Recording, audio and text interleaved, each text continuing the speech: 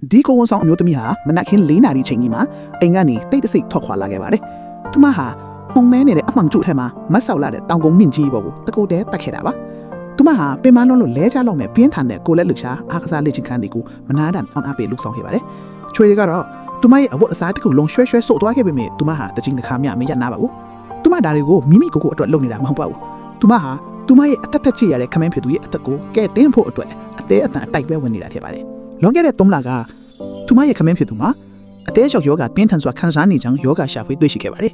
။သူဟာအရေးပေါ်အသေးအစားတစ်ခုတမှုခံယူရဖို့အရေးတကြီးလိုအပ်နေတာပါ။ဒါပေမဲ့ခမင်းဖေသူဟာမိဘမဲ့တူးထက်တာကြောင့်အသေးလူတန်းပေးမဲ့မိသားစုဝင်ဘယ်သူမှမရှိခဲ့ပါဘူး။ဟစ်ချင်းဟာရင်ကွဲမတက်စိတ်ပြတ်အငဲ့ခဲ့ရပါတယ်။နောက်ဆုံးမှာတော့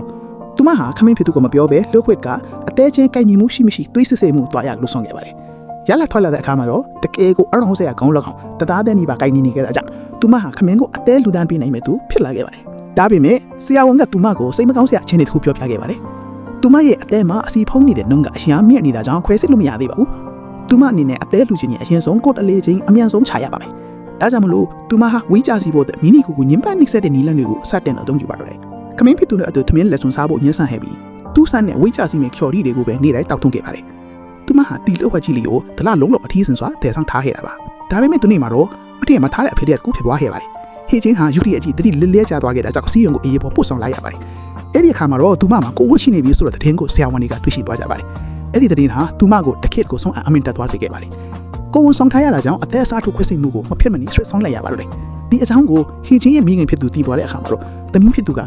ဝင်းတွေကကလေးကိုပါအန်ဒီပြူရဲ့ပြီးခွဲစိတ်မှုလုံမာကိုပြင်းပြင်းကတန်ခန့်ကွက်ပါတော့တယ်။ဟေချင်းဟာဘလို့မှရွေးချယ်ရခက်ခဲလွန်းတယ်လို့လမ်းကြံနေကြမှာရင်ကွဲမတက်ခံစားစေရတယ်။တစ်ဖက်မှာလည်းသမင်းဖြစ်သူအသက်ပေးဆိုရင်လို့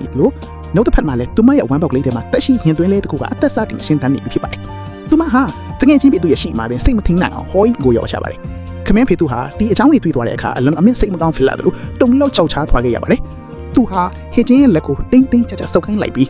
တော့ဘာတော့ကိုမင်းတို့ဝန်တုံပုံကြီးတို့ဖြစ်မချင်တော့ဘူးလို့ပြောကြတာစီရပါတယ်။ဒါပေမဲ့ဟေချင်းကခေါင်းခရာရနိုင်ပြီးကျမရှင်းကိုချစ်ရတယ်။ရှင်းကိုဘလို့နဲ့မှအဆုံးရှုံးမခံနိုင်ဘူးလို့ပြန်လဲပြောကြခဲ့ပါတယ်။သူမရဲ့စကားလုံးတွေကခမင်းဖေသူရဲ့စိတ်ထဲကိုလုံးဝပြောင်းလဲသွားစေခဲ့ပါတယ်။ယောဂအခြေအနေတိသားစတဲ့ကခမင်းဖေသူကခွဲစိမှုအတွက်ငွေကြေးရဖို့တနည်းမှမနာပဲအဟမ်းခရစ်စန်အတူကလေးကိုလုပ်ခဲ့ပါတယ်။ဒါပေမဲ့အခုအခါမှာတော့ကိုဝန်ဆောင်ထားတဲ့ဇနီးတဲ့နဲ့မကြခင်လူလောက်ကထိရောက်တော့မယ်ရင်သွေးငယ်လေးကိုကြည့်ပြီးသူတစ်ခုခုကိုကောင်းကောင်းကြီးနားလဲသွားခဲ့ပါတယ်။အိမ်တော်ဦးစီးတူအနေနဲ့တားခဲ့နေတူအနေနဲ့မိမိရဲ့ကျမ်းမာရေးကိုအကောင်းဆုံးထိမ့်သိမ်းရှောင်ရှာခြင်းဟာဒီကအချမ်းတောင်းအဝဲရဖြစ်တဲ့ဆိုတော့သူနားလဲသွားခဲ့တာဖြစ်ပါလေ။သူဟာ